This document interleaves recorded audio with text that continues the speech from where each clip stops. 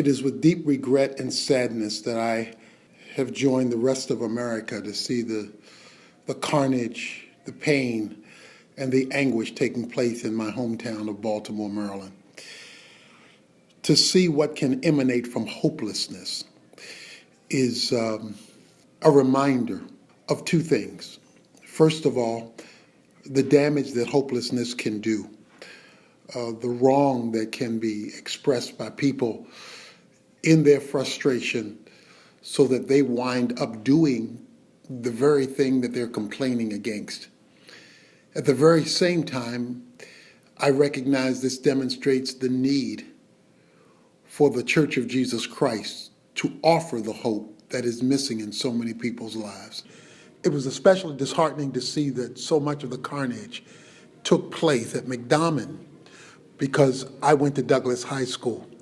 I graduated from Douglas High School. I played football, baseball, and swam for Douglas High School. So to see something happen in a community I am so connected to broke my heart. I used to be one of those students who needed to see something bigger, and God brought people into my life who gave me a bigger vision than the circumstances that surrounded me. First, he gave me a father, and then brought other influences that multiplied the opportunities that were out there for me to see that there was much more to life than what I was surrounded with. That's exactly what this generation of young people need. These young people need to see that there's something bigger out there than what they're looking at every day or seeing in the news or on social media. They need men and women to come into their lives who will give them a bigger vision of the world, of life, of opportunity, of what they can become rather than what they think they are limited to. And when they get that kind of vision, because they get that kind of influence, they will make better decisions. We cannot just stand on the sideline and complain. We must now get in the middle and bring about a change. We need more than a protest. We need a plan. That means that we're going to have to become very aggressive in rebuilding the family. We're going to have to become very aggressive in addressing justice issues that have to do with fairness and doing that which is equitable and honoring to God. It also means we're going to have to restore morality to the culture so that people have a standard of right and wrong.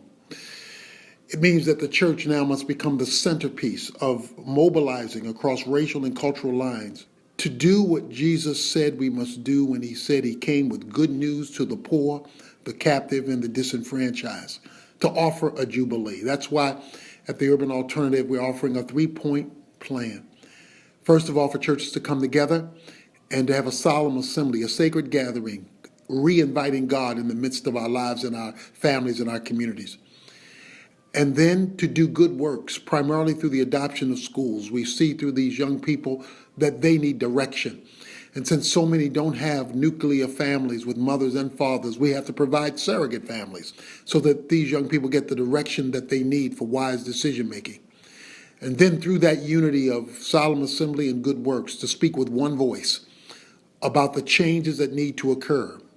First of all, personal changes, personal responsibility, but also systemic changes that provides fairness of opportunity for people who are willing to be responsible. My prayer is that this chaos will create a renewed vigor and value and call to the people of God to glorify God through bringing Jesus Christ back to the center of our culture.